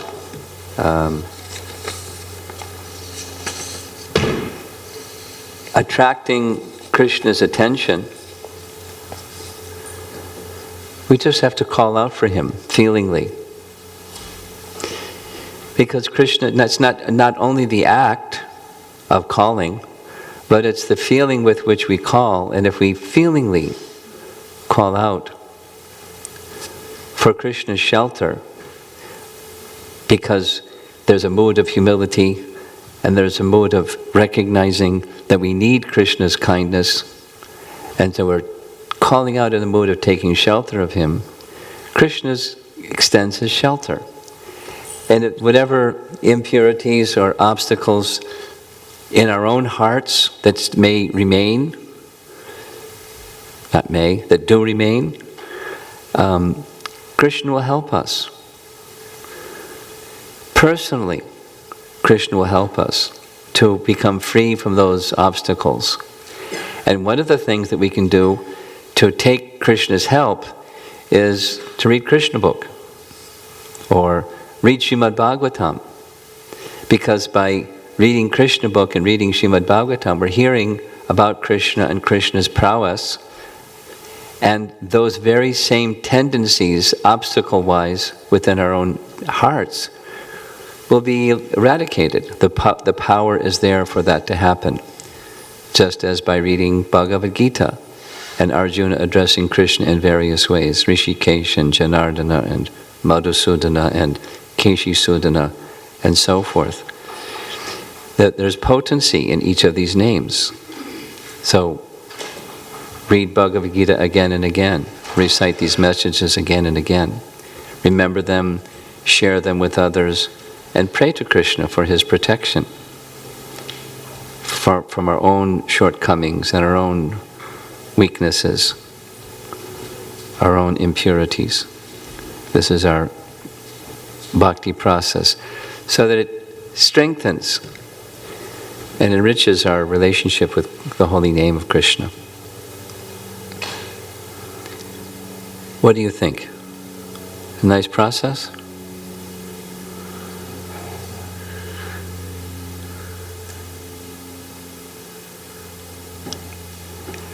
I'm thinking again of this nice Jewish lady that, as far as relationship with Krishna and love for Krishna and service to Krishna, it's not even part of their religion. How fortunate we are. How fortunate we are. Even if we don't know what these things are, we're hearing them and we're getting benefited in that way. What to speak of as a little progress is made and we start to understand what's being offered to us, the gift that's being offered to us.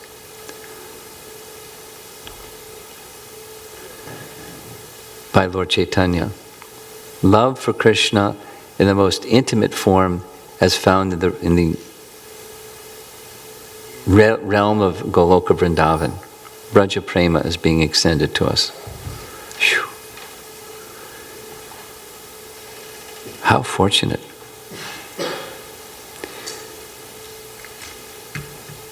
See what that gift is and receive it carefully, gratefully. Any comments or questions?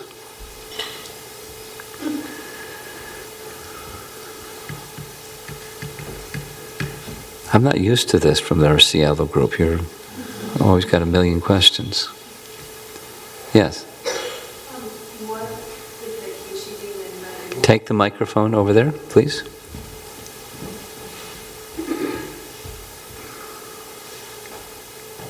You described what qualities are found in us, and when you described the Aristasura demon, the bull. And so I was curious what the metaphor is for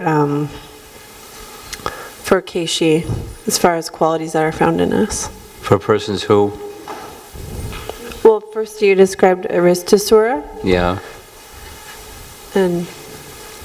And the qualities, you're asking me what those qualities are? Within ourselves or within the world in which we live? Within ourselves, what did the Keshi demon represent as far as qualities in ourselves? Within ourselves. Mm-hmm. Keshi or Rishta or both? Keshi, because I didn't catch Keshi. Okay, well let's go there. Okay. Oh, this is a nice slide. In Brihat Bhagavatamrita, there's a pastime in which it plays out in a different way. Krishna tames him. He jumps up, he mounts Keshi, and he domesticates him rather than killing him with his mouth and his hand in his mouth. And then he has his cowherd boyfriends come and join him, and they play horsey, riding here and there. And then Krishna keeps him in a corral somewhere, so they, from time to time, they can go back and go for a ride. This is described in Brihad Bhagavatamrita. This is Keshi Ghat, where the pastime takes place, along the side of the river Jamuna.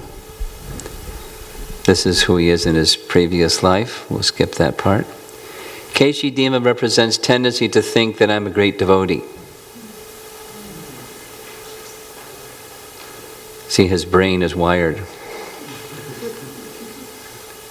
Because that's what happens in the pastime. There's this student or servant of King Indra who has all these, beauty and this and that, and he has his parasol carrier. And during the Ashvamedha Yagya, he liked the horse, so he took the horse and ran away with the horse. And so Indra sent somebody after him. The Maruts after him caught him, and Indra cursed him. You become a horse. So he became a horse. So he was thinking, why should Indra enjoy the yagya? I'm pretty good. Maybe I should enjoy the horse.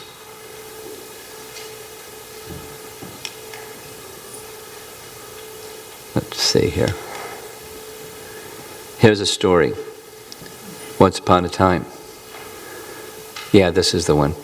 There was a young student archer who became so expert that he began to boast that he was a greater archer than his guru. So one day, knowing that tendency in his disciple, the guru took him on a journey.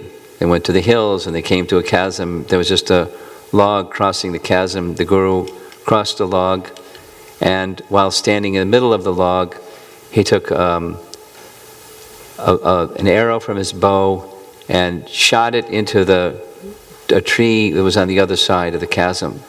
Then he took another arrow and split that arrow in two. Then he came back and said, okay, now it's your turn. See if you can match what I did. And when the student went out to the middle of the log, and they got really scared. If I make a wrong step, I'm finished. So he called out for his guru's help. Then he realized, I'm actually dependent upon my guru.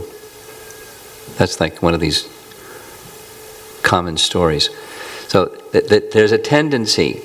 One learns a little something, and that little something that I learn, I think now I'm a big man, or a big devotee.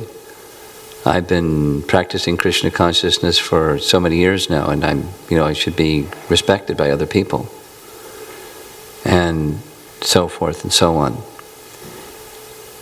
So the hankering for being respected for something, that's the tendency within ourselves. And Keshi's got it big time. He was challenging Krishna directly.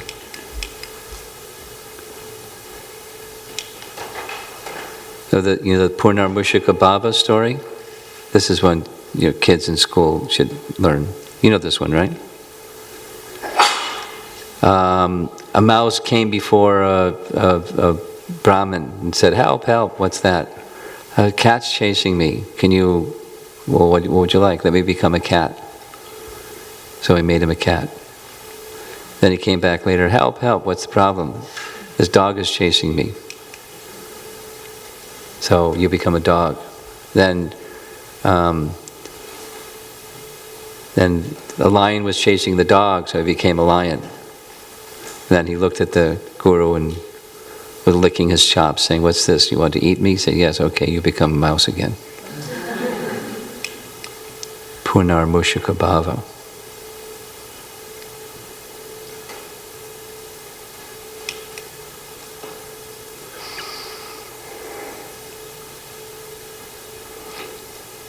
If the saintly person has the power to make us from mouse to tiger, then he can convert us again from tiger to mouse. We get power and opulence by the grace of Lord Krishna, and if we misuse it, then we again become degraded. What does it say up here? Purnarmushika Bhava? Okay. Okay, does that answer your question? Okay. Yes.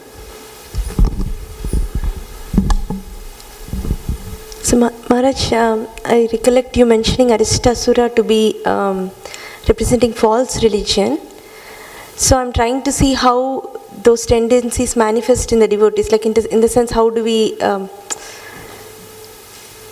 I don't know whether devotees can be outright like rejecting Krishna because they're trying to be servant of Krishna. Trying to be religious, like, following without really taking shelter of Krishna. Okay, superficial. And the pomp and splendor of following without really taking shelter of Krishna. The essence is taking shelter of Krishna, it's not the externals. And some persons with show do the externals, and and then it it can go further and further and further to just altogether false religion. Sometimes devotees turn on Krishna. At some point they get bonked in the head and they think, Krishna is bad. Devotees.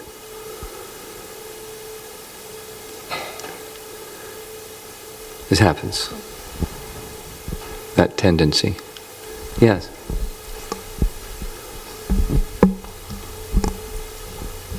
Hare Hare Krishna Maharaj. Actually, desiring for respect in how to, in the normal day-to-day life. Could you turn the speaker so I can hear better? The speaker, just turn the speaker. Just turn it this way, directionally.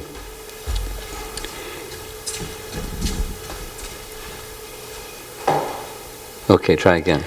Yeah, Maharaj, actually desiring for respect in the day-to-day life when we associate with the devotees, though we don't have any desire for respect from others, but sometimes we feel sad when we are ignored by the devotees, or suppose if I go with somebody and some devotee comes and they say Hare Krishna to my friend, and if they don't say Hare Krishna to me, I feel so sad about that. Does this really mean that I expect respect from them or something like that? Yes. So we should not feel sad or bad or anything.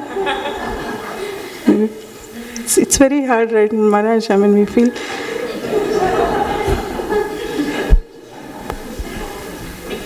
Keshi Sudana. Keshi. Thank you. Go to that devotee and give them a strong Hare Krishna.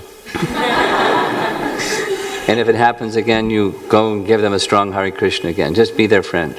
It's just simple example, but it's that simple. In sometimes prasad distribution also it happens, and if they distribute nice prasad nicely, others, and so. No, she's being honest, but I can tell you, I hear this all the time. It's all the time. It's like, it's not occasional here and there. It's all the time. It's all the time. But it's our shortcoming. If we had shelter in Krishna, we're complete. And whatever's going on out there, it's temporary. And when we have real shelter of Krishna, it's all the other is inconsequential. We want to have nice relationships with everybody. We like to have nice relationships with as much as we can, nice relationships. So be that kind of person that invites nice relationships rather than, oh, they didn't say Hare Krishna. And you feel bad. That's exactly what's being spoken about. I mean, it's a version of what's being spoken about. And then, you carry that feeling.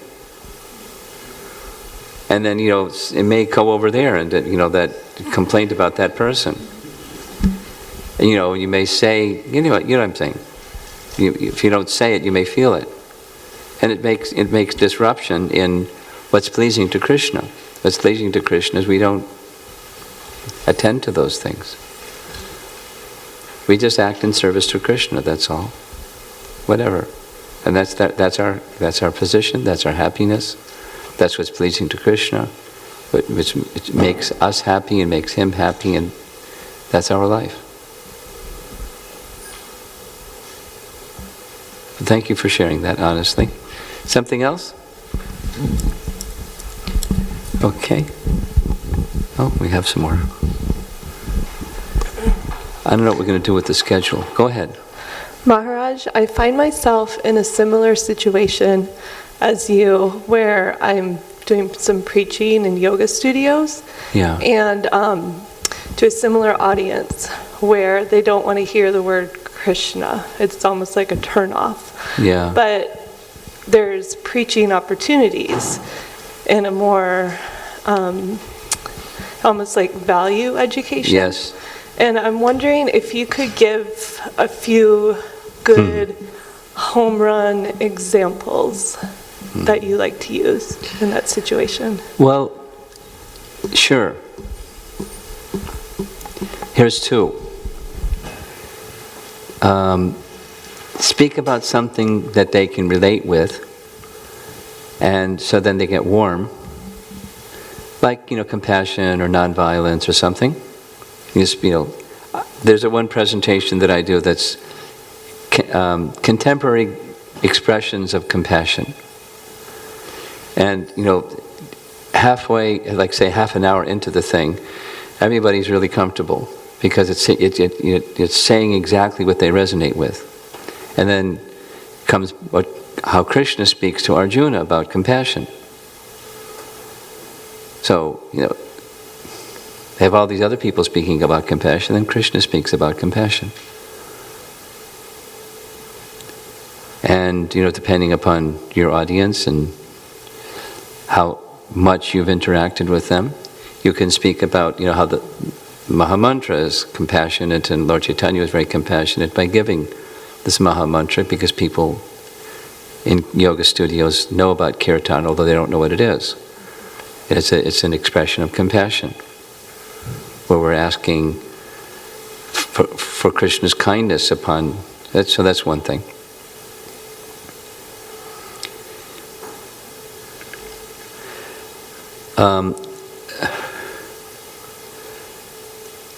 Another, well, it's a longer story made really short, is something that happened at Gitanagari with a group of students from Penn State. We invited Bhattahari and Hari Kirtan, who teaches yoga in Washington, D.C., to come and do a Kirtan yoga retreat.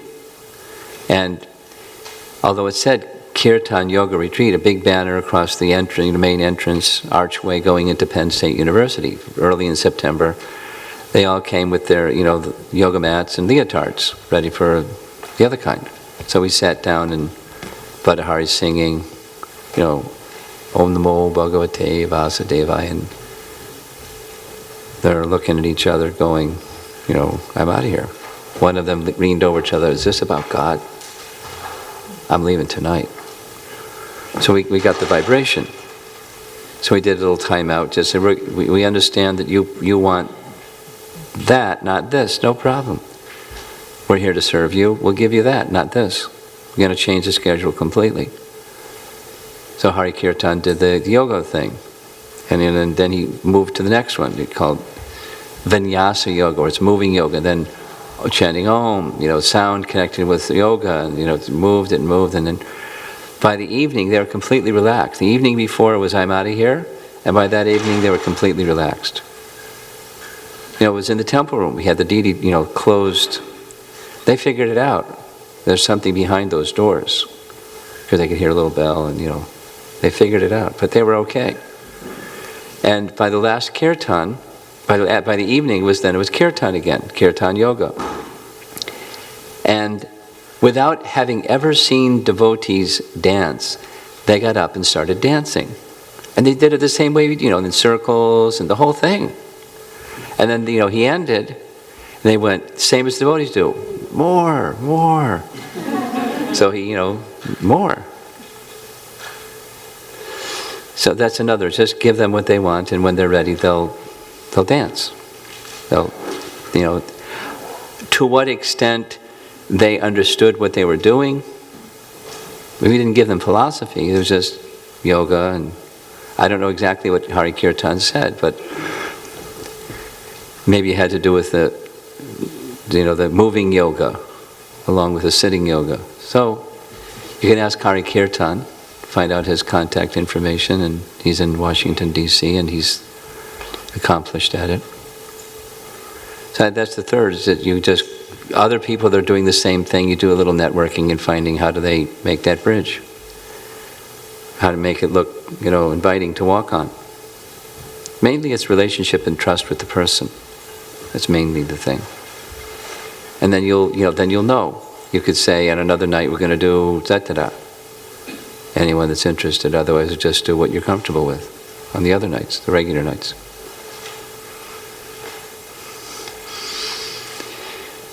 Someone else? Okay. Thank you, Maharaj. I have a similar question, but it is directed more to the public. The public? The public, yes. The public, okay. Just checking. So it's not a particular tendency, but just like you said, there is this understanding, and I practice it in my practice, of giving people what they want at first, and then later giving them what they really need. And so I am also uncomfortable with having to substitute softer names for Krishna, like universe, the supreme, the creator, etc. And then when I pose that against what Prabhupada teaches is to preach boldly, I find a conundrum there.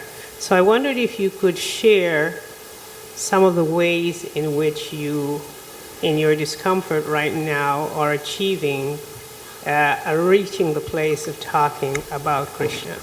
Well, a short answer is different people have different styles or different personalities. And depending upon those styles, they should be themselves and let the chips fall where they may. You know, different strokes for different folks. So, I don't think, you know, what I'm saying here is, it's not there's one approach is the approach, and other approaches don't work. Rather, that which you have a deep feeling for, do that. And some persons are going to be attracted, and some persons aren't. You do the other, and some persons are going to be attracted, some persons aren't. So be genuine to your heart and your inspiration and your sensitivity. You don't want, on the one hand, but on the other hand, you don't want people to run away the other direction. The other hand, you don't want them to stay forever in, you know, nowhere land. You want them to come to, you know, toward Krishna. So if that's in your heart, and you're looking within your heart for the opportunity and the right, you know, with the right sensitivity to the person and the dynamic and so forth. Just like, here's an example, Bhakti Tirtha Swami was sharing with me in the last month that I visited him. Ekavir was standing behind him, doing his, you know, care, forget the, you know, health care thing, hospice care. So Bhakti Tirtha Swami was describing the indirect method that he used. And at a certain point in time, Tamal Krishna Maharaj said, you know, you have this idea about a farm, a rural, sustainable agriculture. Gitanagari needs help. Why don't you take your team and go there? So he took that as coming from Krishna. And then Krishna came out of the box. He turned to Ekavir. He said, did you have any idea that at that point in time, the farm we were going to was a Hare Krishna farm? And Ekavir shook his head, said, no idea. But he gave up, you know, whatever it was, a very substantial paying job, to just go with Bhakti Tirtha Swami and do whatever, you know, do this sustainable agriculture thing. So it's based on relationship. The one who's very sensitive to the relationships, yet in their heart they want to go to Krishna and take others to Krishna. Krishna will provide the means. It's relationship-based and faith-based and intuition-based, and that's variegated. Yeah? Okay. I'm going to end, and time for, we're half an hour over schedule. Yes? According to our schedule, I was supposed to be done at 5 o'clock, right? And there's kirtan from 5 to 5:30. So it's now 5:30. Kirtan till 6. Is that good? You got your kirtan team ready? Okay.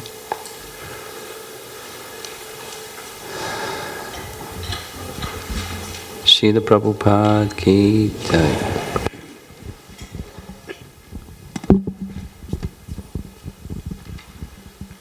Haribol, we have ginger tea served outside, so if anybody wants to refresh yourself, please feel free.